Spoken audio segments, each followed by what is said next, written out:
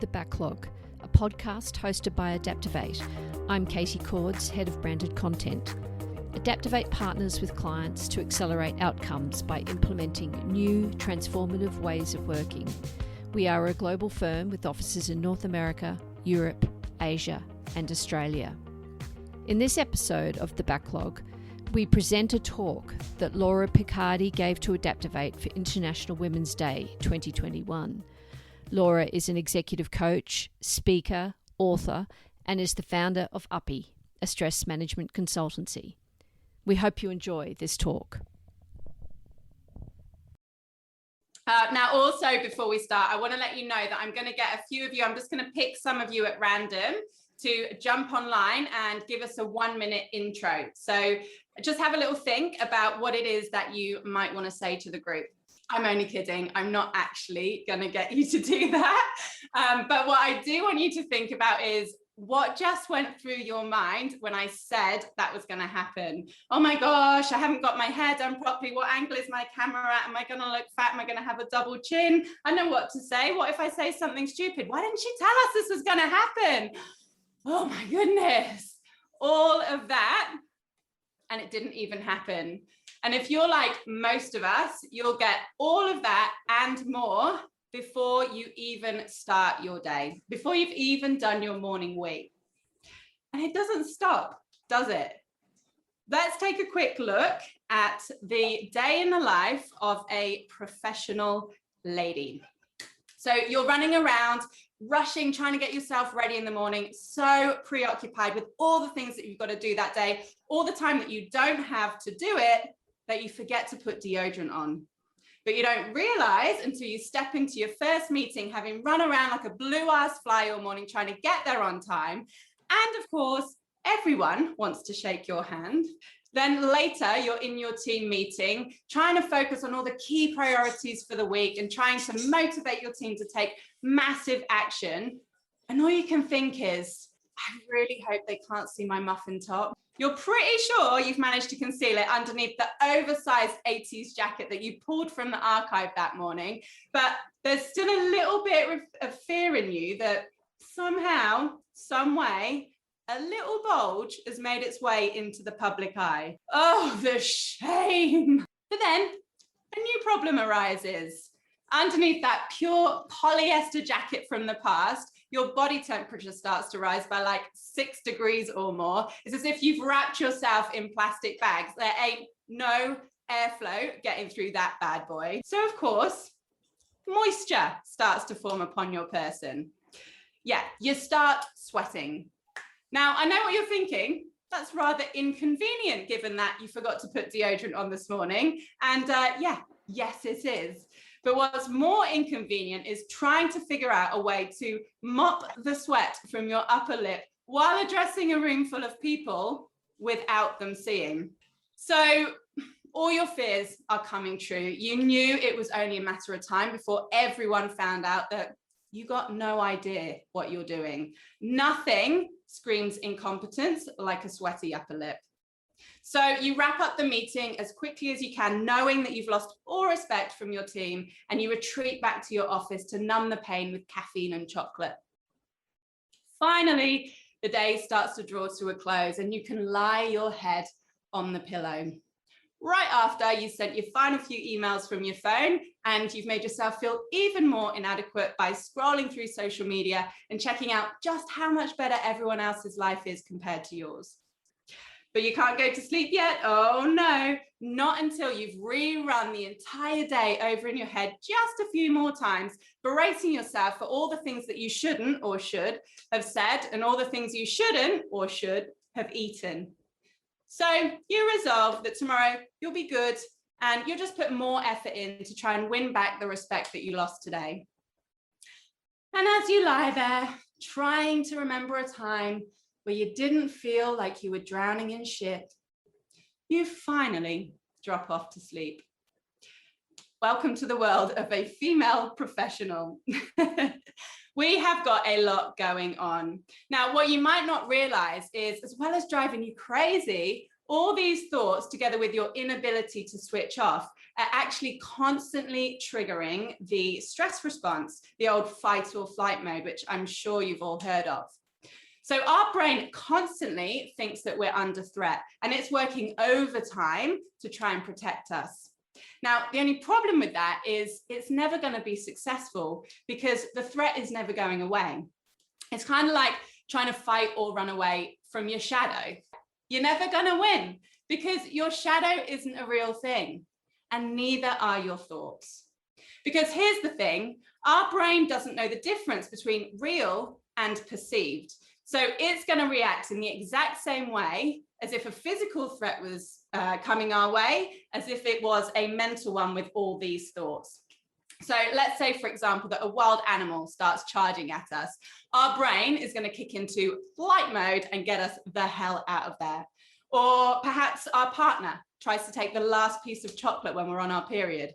Our brain is going into fight mode in that situation, and probably fight dirty mode. Am I right, ladies? So look, let's have a little bit of a look at the science. So look, what that means is you're setting off all these thoughts and this response before you even step out of bed in the morning. So here's what happens. A stress occurs, and as we've just explained, that stress can just be lots of thoughts, checking your emails, thinking about everything that you've got to do that day. So that then sets off our amygdala, which is the area of the brain that is responsible for survival. So that sends a distress signal to the hypothalamus, which is basically the command center of our brains. That then sends a signal to our autonomic nervous system. So I'd like you for a moment to imagine that you are sat in a car. Put yourself in the driver's seat, and I want you to imagine, or even do, because no one's watching you, put your foot on the accelerator, and then I'd like you to put the other foot on the brake. So the autonomic nervous system is essentially the car.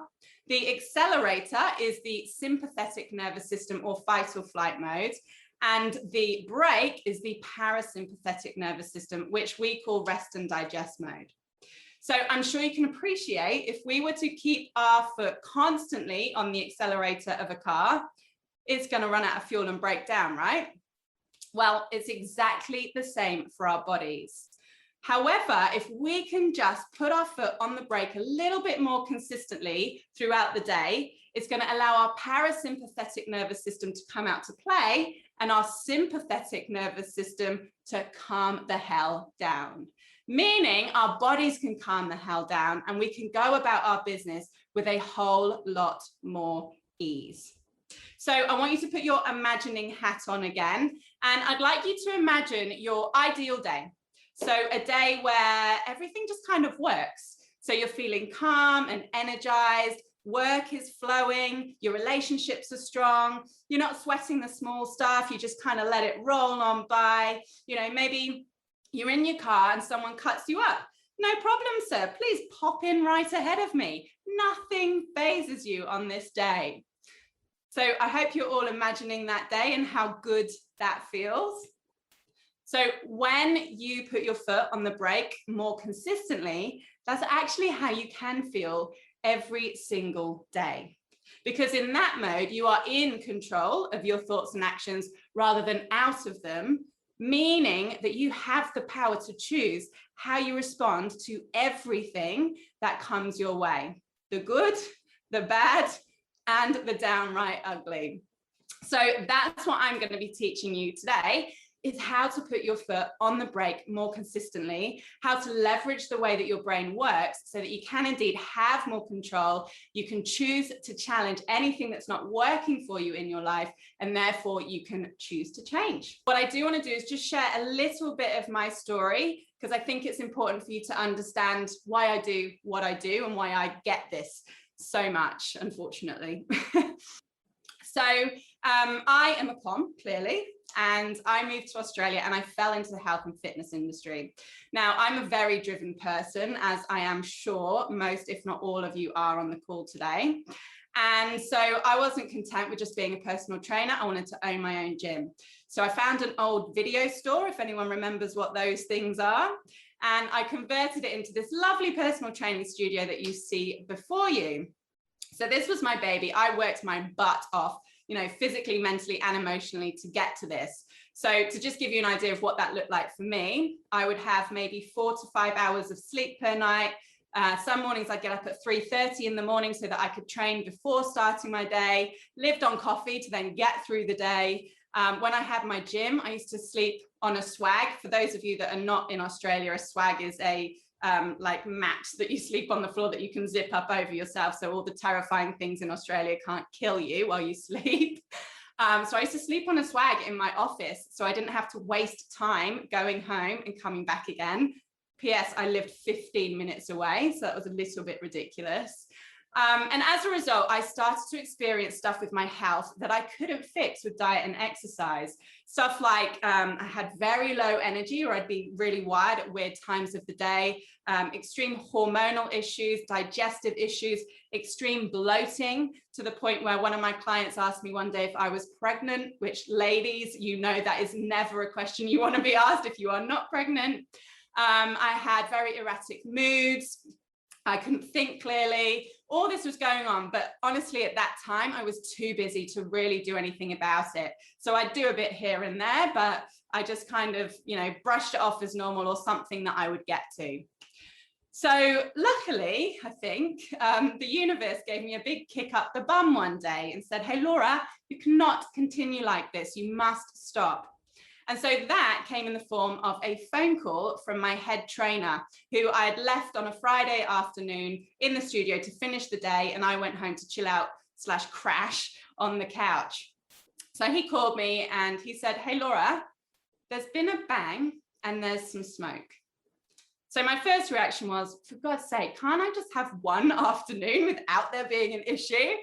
But needless to say, I jumped in my car, went back down to the studio. On the way, I had a text message from my alarm saying overload. And I got to the traffic lights, a fire engine screamed past, and I could smell smoke. So long story short, over the course of the next 2 hours, this was my gym. So you are looking at the inside from the outside, which, trust me, no business owner ever wants to do. And this is the inside from the inside. So remember I said I was very driven? Well, this was my chance to really go into fight mode, to be the phoenix rising from the flames. So I actually did my boxing class in the park the next day. And then the next day I relocated my whole business to another gym and kept on training for about another 9 months. Now, during that time, all of the things that I told you about with my health just supersized. So I went into adrenal fatigue. I was in full burnout. I would struggle to even get off the couch. I didn't have any energy to do anything. Somehow I managed to fake it till I made it when I actually would go in and in front of my team and my clients. But eventually I was like, nah, this is madness. I can't do it anymore. So I shut everything down and I went on this big old journey to try and understand what the hell was going on with my body. You know, fast forward, lots of money, lots of time, lots of, you know, reading, qualifications, courses, workshops. Actually, I always like to share this story. One of the catalysts for really figuring it out was I found myself in a room full of women. We were all in a circle. And we were being told to jump up and down and scream at the ceiling so that we could summon goddesses down to us. And at that point, I was like, yeah, I need help. So eventually I got to the point where I realized and I started to truly appreciate that it was my mind driving my body. When I say that, I mean things in my mind like perfectionism, wanting to be the best all the time, setting really high standards and goals that were too high to achieve, then beating myself up for not achieving them, wanting to be liked by everyone, wanting to please everyone, going to the extremes all the time, you know, very all or nothing. All of these different mindsets and beliefs were actually causing all this physiological response in my body. So once I started to really do the work there, that's when I got my health and my life back. Then I started to realize, you know what, everyone's going through something like this to some degree, but they don't understand what's truly going on and they don't understand that it's here and it's themselves holding themselves back. So that's why I created my company Uppy, and that's why I do what I do, because I don't want anyone to have to go to the place that I went to. It sucks, and it takes a really long time to get out of it. So ideally we'd be proactive, employ these strategies before we have to go to a bad place, so that we can create that change and not have to experience such a tricky, challenging situation. All right, so let's get back to the sciencey bit and all the strategies. So we have not changed. Even though the world around us has evolved at an amazing rate, our bodies and our brains haven't. So we still respond in the same way as we did when we were cave people. Just the difference is that back then it was, you know, a woolly mammoth or a saber-toothed tiger or a rival gang coming to take our land, whereas now it's too many emails, not enough time, trying to fit everything in, you know, trying to work from home and also negotiate kids and homeschool kids and husbands and all that kind of stuff. So our body still responds, even though it's different, in the same way. Now, one of the important points I really want you to take away from today, and I'm going to keep on banging on about it, is that our brain's #1 priority is always to keep us safe. So everything you think, everything you do, it's a strategy employed by your brain to protect you, to ensure that you can survive, you can keep the species going, essentially. Now, I know what you're possibly thinking, Laura, why does my brain make me eat a whole block of chocolate and drink too much wine on the weekend? How is that a survival strategy? Good question. It is. It's just a weird one when you logically think about it. So that's actually our brain protecting us and keeping us in our comfort zone and holding us back. Because if we step out of our comfort zone, we step into the unknown and we don't know what's going to happen there. There's all sorts of potential dangers. So our brain, especially if we're in the stress response and we're already emotional and feeling under danger, our brain's like, nah, you ain't going out there. I'm going to give you some thoughts and some behavior patterns that are going to hold you back, keep you in your comfort zone, because we know that we're safe here and we know that that danger isn't going to get us. So as I said, remember, our brain's #1 priority is always to keep us safe. So let's just come back to this model again. So as I said, stress occurs, goes from the amygdala through the hypothalamus to the autonomic nervous system, and then to the sympathetic nervous system, so that accelerator of the car.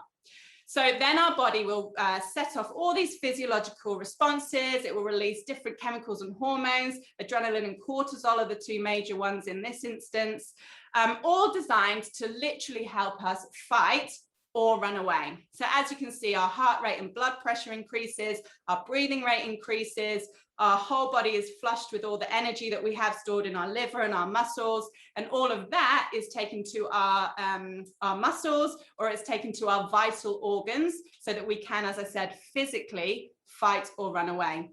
Now, I always like to mention at this point, or to make note of the breathing rate and the heart rate. So we are, I believe, in a bit of an anxiety epidemic nowadays.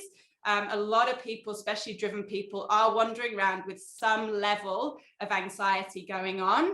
So this is particularly important for you, and really important for you to understand that it's this response that's going on at some degree consistently. So really start to make note of how you can manage and overcome this. So let's just look at some of the areas that are impacted if we're constantly in this stress response and we're not actually fighting or running away. So as I said, the body will send all of its resources to whatever it needs to do that flight or fight. And it'll also look at our different systems and decide what it doesn't need at that time. So it certainly doesn't need to be digesting stuff. That's not going to help us survive. So it steals the energy in the blood from our digestion. It just slows and shuts it down so that those resources can be better utilized elsewhere. So in this instance, we might start to experience erratic bowels. We might have food allergies that we never had before. We might get irritable bowel syndrome. Bloating is a massive one amongst us ladies. All of these are signs that our digestion isn't functioning well. And please don't ever underestimate the power of our digestion. That kind of can be the source of a lot of issues for us. So it's very important in the way that you eat, in the way that you live your lifestyle, to always keep your digestion in the front of your mind and always do things to help that be healthy and strong. So if our digestion isn't working, #1, it can't extract nutrients from the food that we've eaten, assuming we've eaten good food with good nutrients in the first place. So it means that we get tired right down to a cellular level because this energy isn't getting to our cells. And it also means that we're not getting rid of toxicity. So that toxicity starts to build up, and that then causes inflammation.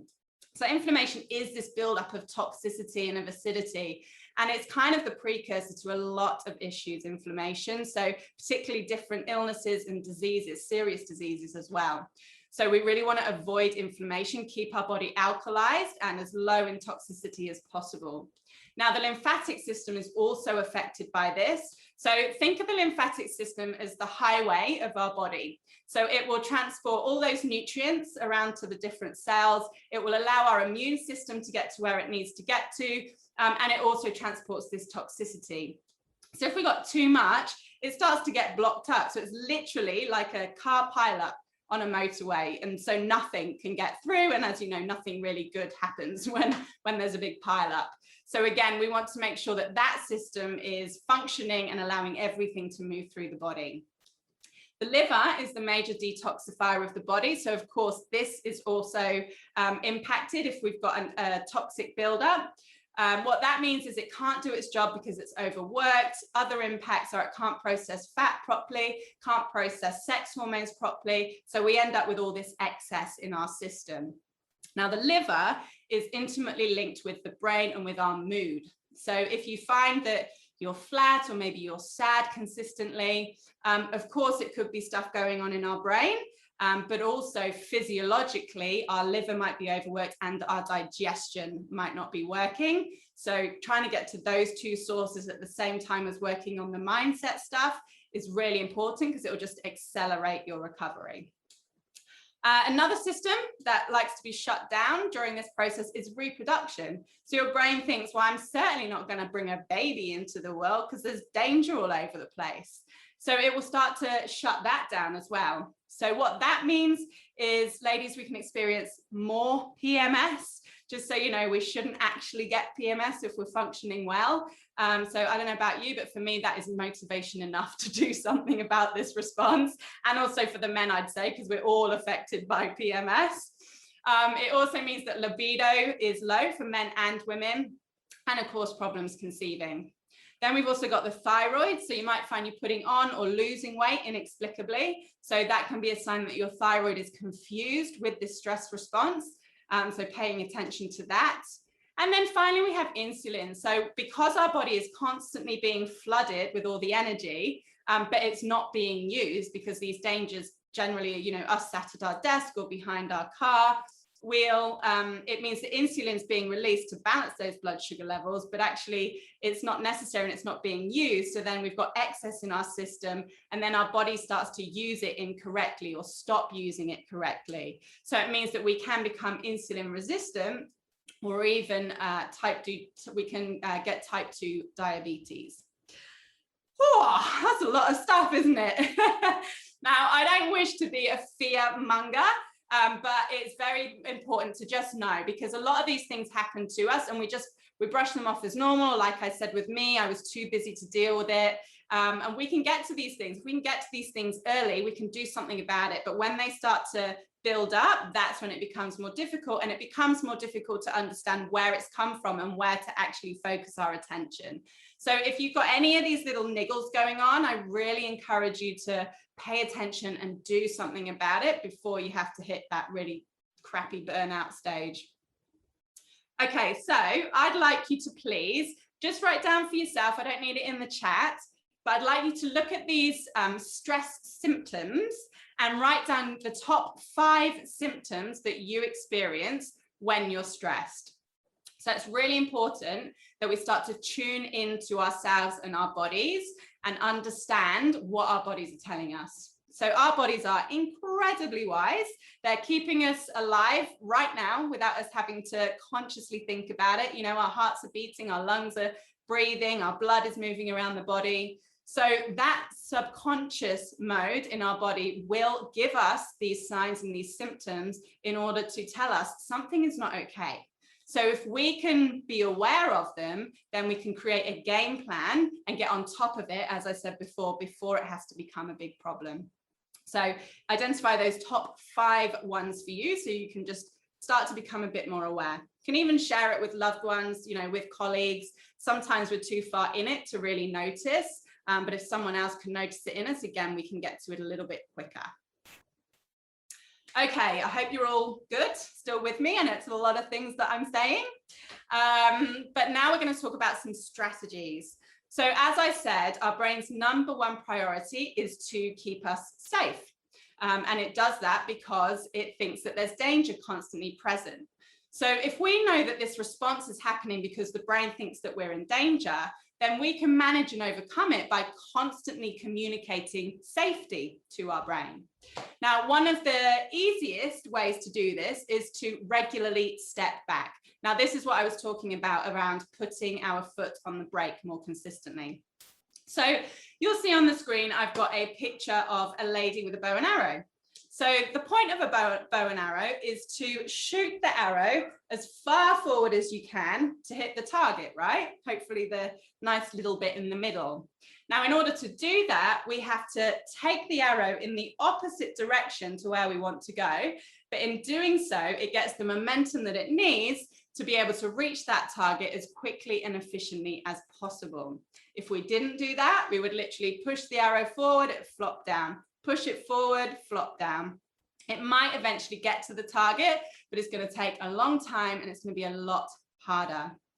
Guess what? It's the same for us. We are constantly pushing, haven't got time to stop, got to keep going, quick, coffee, sugar. Let's try and get through the day, just get as much done as we can. And that's when we start to experience all the effects from this response.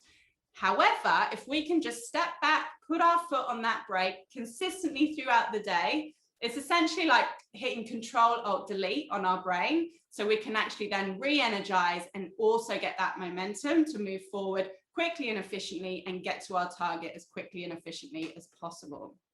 So I know what you might be thinking now. Some of you might be freaking out going, yeah, great. I don't have time to step back. And I get it. So what I'm sharing with you now are super simple strategies that you can fit into your daily life. But I want you to note that the key with this is consistency. So if we pick these simple strategies, but commit to doing them consistently over time, that is what is going to create change. I know as driven people, we all want that silver bullet, that quick fix. I'm going to tell you right now, this isn't a quick fix, but what it is it's an investment in the long term. When you reach that point, you're going to keep it. So you're not going to just have it for a moment and then it's gone, as I'm sure probably all of you experienced with some sort of health goal at some point in your life. So let's start with breathing. We can all do it. I hope we're all doing it now. But the question is, are you doing it correctly? Now, the answer probably is possibly not. We tend to breathe in our chest a lot these days because of the response I told you about. Our lung breathing rate increases, our heart rate increases in order to be protecting us. So that means we're not getting all the benefit that we can get from breathing. So we're going to do some now. So I'm going to get you to do some deep diaphragmatic breathing with me. So what I want you to focus on is filling up your entire torso. So from the pit of your belly up to your chest, the front, the sides, and the back. So when you breathe in, everything expands. And when you breathe out, everything contracts. So we're going to do 3 breaths together. All right, here we go. Number 1, breathing in.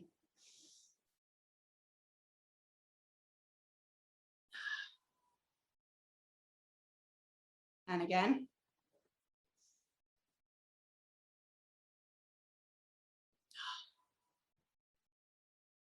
And one more.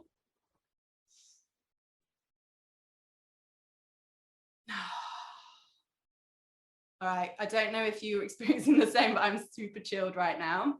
So that is something that you can have anytime, anywhere. It's free. It is always accessible. You see, I've put a photo of a toilet on there. You might be wondering why. That's what I tell my clients to do all the time, is go to the toilet and breathe, because you can be guaranteed not to get disturbed when you're in the toilet, whether it's colleagues, if you're in the office, or kids or husbands when you're at home. Take yourself to that place, lock the door, and just breathe. So what that does is it communicates safety to your brain, right? Because if you were in danger, you'd need that fast heart rate and that fast breathing rate. However, your brain looks at that when you're breathing slowly and goes, okay, well, she's super chilled right now and she's breathing slow and deep. So clearly there can't be any danger present. So I'm just going to calm the hell down. So that's the easiest one that you can do anytime, anywhere. Then we have meditation. Now, I know some of you, again, might freak out at the notion of that. Perfectly normal. When you start meditation, even sometimes when you've been doing it for years, it's a terrible experience. You sit down, you try to meditate, every thought that could possibly come into your brain comes into your brain. You feel anxious as all hell, and you think, why the hell am I putting myself through this? Now, I get it. And as I said, everyone goes through that, but it's important to remember that everything takes time to learn. So you go through this every single day and throughout your life, right? If you want to acquire a skill, you have to do it consistently, and sooner or later, it becomes a natural way of doing things. You know, when you first started to learn or to drive, or even in your job, you couldn't do it to start with, but you kept doing it consistently, and now you can do it with your eyes closed, I'm sure. So you can get different apps to help you with that. Calm is a good one. Headspace is a good one. There's another one called Insight Timer. So make it easy on yourself. Have something to guide you through it. Just remember, the point of meditation is to just be still and to be very focused on one thing, because the point of all these strategies is to allow these thoughts to start melting away so that they're not triggering this response and not running around in our brains all the time. So that's meditation. Then we've got to set boundaries. So if you understand what it is that causes this stress for you, you can start to create game plans around that and have strategies to try and minimize that impact. So, you know, it could be something around working hours, for example. I know when we're working from home, it's really easy to kind of let those times and those boundaries slip, and you're like, oh, it's fine, I can just keep going a little bit longer, a little bit longer.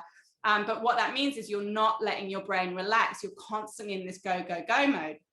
So again, it's not like you have to stop early every single day. Maybe you just start by saying, right, one day this week, I'm going to down tools at 5 p.m. That might be 2, 3, 4 hours, maybe earlier than you normally do. I'm going to go and do something with someone I love, or for myself, or I'm just going to go outside, or even binge watch Netflix. You know, it doesn't matter what it is, just something that allows your brain to step back, Control Alt Delete, and let these thoughts melt away. Another boundary that's really helpful is around technology, particularly at nighttime or in the morning. As we found out earlier, most people are checking their phones in the morning.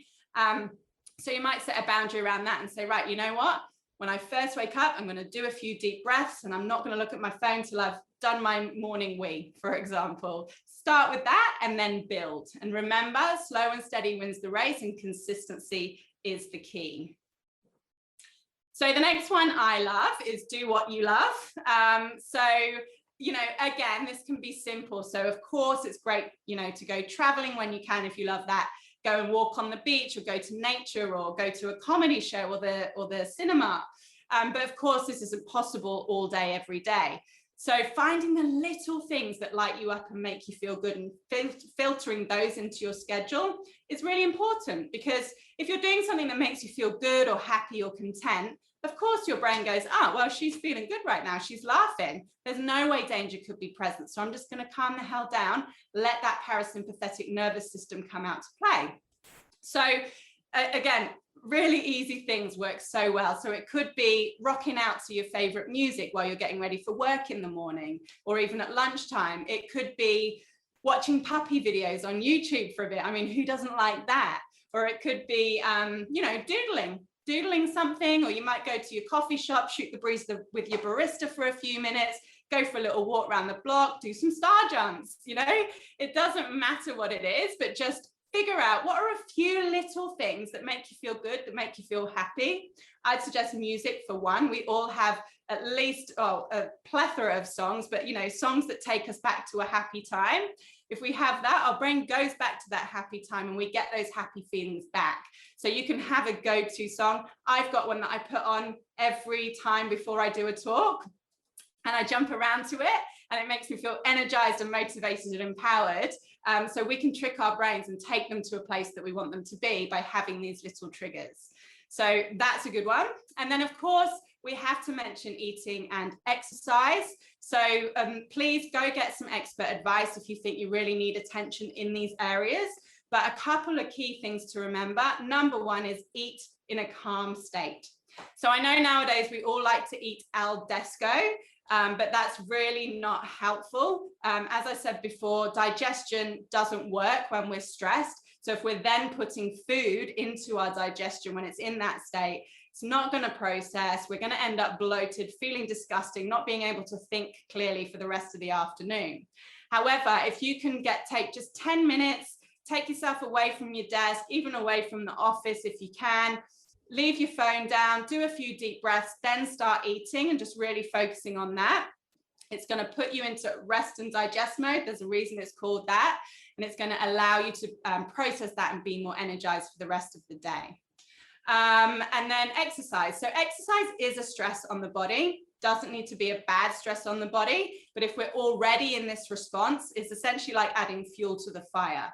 So again, it's just about checking in with yourself and asking, okay, I just did that exercise and I'm feeling extra tired, or I've got extra aches and pains than I usually do.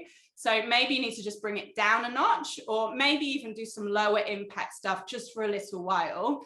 You know, yoga, swimming, walking, something like that.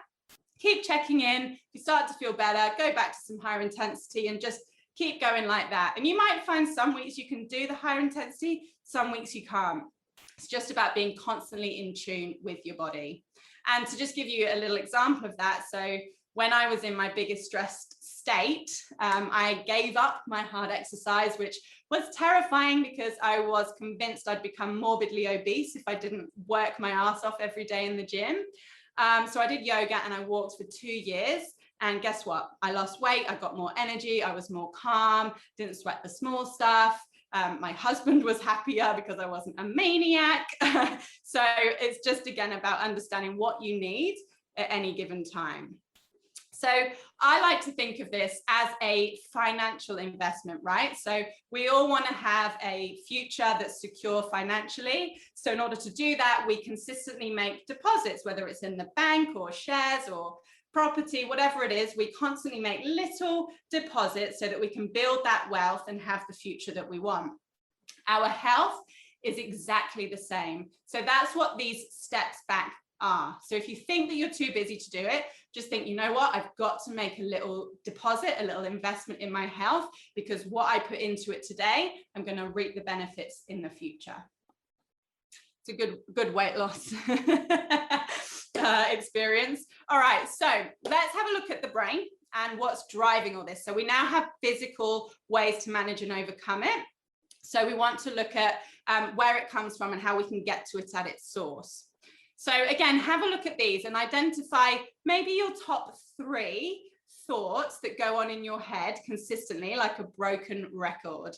So you might not be consciously aware of these right now, but if you actually sit and think about it, you'll realize that you have got some of these thoughts, some other ones as well. This is a little snippet. I could probably fill up an entire football pitch of thoughts that go on in our heads. But just have a think about, what is it that's playing on repeat in your brain? You'll notice there's some ones in there around, you know, I haven't done enough, I don't know what I'm doing, I'm in over my head. That's all very much related to imposter syndrome, which I'm sure you've all heard of. Most of us go through it at some point in our lives or consistently.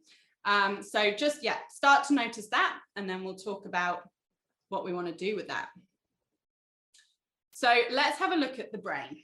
Now, every single second, we absorb 2 million bits of information through all of our senses. So what we see, taste, touch, smell, and hear.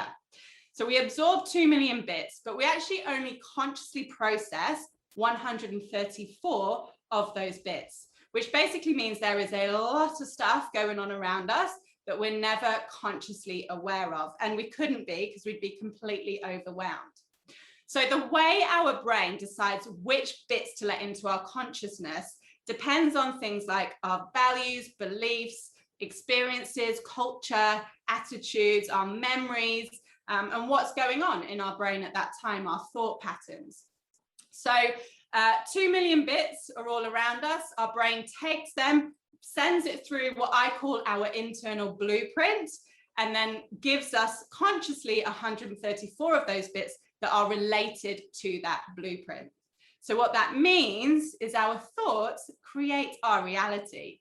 So if our brain is interpreting the world externally according to our internal blueprint, it means that our reality is different for every single person.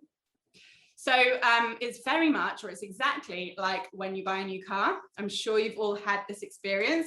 So you buy a new car and then you start to see that car everywhere on the road. I'm sure you've all experienced that. Well, that's because you have the image of that car in your internal blueprint. So it doesn't mean that there's more of those cars on the road. It's just that your brain is filtering all of the bits around you according to your blueprint, which has this image in it. And so therefore, that's what you consciously see and what you consciously experience. So I want you to come back to those thoughts that you identified, because these are making up a big portion of your blueprint. So we have all sorts of different things that make up our blueprints, but these thoughts that we have on repeat every day, they're a very strong part of it with very rigid guidelines. And so if that's causing us not to experience the world in the way that we want to, then we really need to start changing that blueprint. So the way we change our brain is the same as the way we change our physical bodies. So if you wanted, I don't know, a tight bum, for example, you would do particular exercises, probably go to the gym consistently and do those same exercises, right? Over and over and over. So you've got those buns of steel. So our brain is exactly the same. So it's made up of different neural pathways, which are built through us doing things consistently. So these thought patterns that you have right now, you didn't employ a mega strategy or take a silver, a pill, a silver bullet in order to create them. You just started thinking it one day, then you kept thinking over and over and over. Those neural pathways fused together, and that became your natural way of thinking. Now, the good news is if we don't use those neural pathways, we lose them. So if we can identify a new blueprint and create actions and game plans to consistently employ to really reinforce that, the old pathways are going to die off and the new pathways are going to fuse and get stronger, then that is going to be our natural way of being. So a really good place to start when it comes to building your new blueprint is to ask yourself, what can I do in order to just be myself? So we all have a fundamental need to prove ourselves. We do it all in different ways, but it again comes back to this caveman era, right? Where we need to be accepted because we need our tribe around us. Back then, we needed the tribe so they could, hunt, bring us food, protect us, procreate. If we didn't have our tribe, we wouldn't survive. So it's the same right now. So we are constantly checking, who should I be? What should I do right now? What does this person think of me? Comparing ourselves to other people, because we have this fundamental need to be accepted because that equals survival to us. So what that means is we go away from who we really are. And that's when all these thoughts come up, right? Imposter syndrome is a perfect example of this. And we have all these strategies when it's all too much. We self-sabotage a lot. And it's all because we are just moving further and further away from who we are. Whereas when we can just be who we are and have confidence to stay true to that, we don't have this need to prove ourselves anymore. So we don't have all these strategies. We don't have all these thoughts. So we're just more free to be able to focus on what is important with the people that are important to us. So when we are ourselves, we are Uppy. So Uppy is you, the real you, and nothing but the real you. And that is everything I always focus on, helping people to become. So let's do one final exercise before we finish so that I can help you understand a way to start doing this and changing those neural pathways. Now, as I said, the brain doesn't know the difference between real and perceived. So we can really leverage that and we can basically create the world that we want internally so that then that's our blueprint and the brain starts filtering everything externally to align with that. So I would like you, please, to get yourself comfortable and close your eyes. And I'd like you to, first of all, just notice how you're breathing. I don't want you to change it in any way. Just notice, where are you breathing? Is it in your belly? Is it in your chest? Are you breathing in or out of your nose or mouth? Just really focusing on that.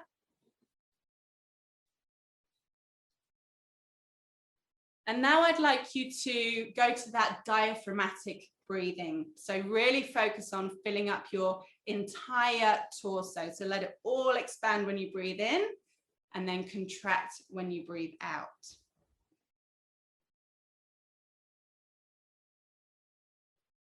And I'd now like you to, in your head, count how many counts it takes for you to breathe in, and then do the same amount of counts out. So it might be 2, 3, 4, 5, doesn't matter. Just even it out so it's the same for the in-breath as it is for the out-breath.